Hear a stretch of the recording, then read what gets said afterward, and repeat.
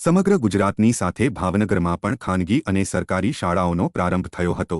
વહેલી સવારે નાના ભૂલકાઓ અને ધોરણ 1 થી 8 સુધીના તમામ વિદ્યાર્થીઓ સવારે તૈયાર થઈને શાળાએ જતા નજરે પડતા હતા। ભાવનગર શહેરમાં છેલ્લા 35 દિવસથી વેકેશનની સુમસાન પડેલી શાળાઓમાં બાળકોના અવાજથી જીવ પુરાણો હોય તેવા દ્રશ્યો સર્જાયા હતા। ખંભે બેગ નાખીને બાળકો હસતા મુખે શાળામાં પ્રવેશ કરતા નજરે પડતા હતા।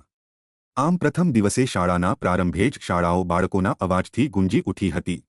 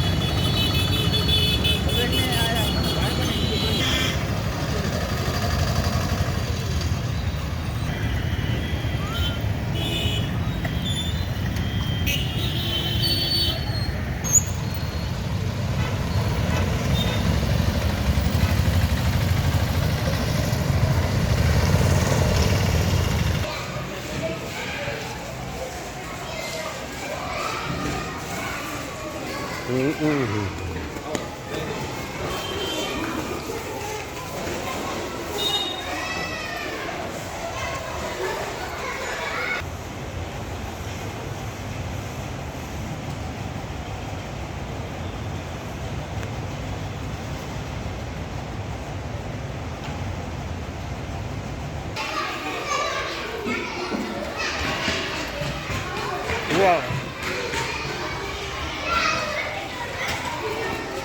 Mình nữa anh đã cây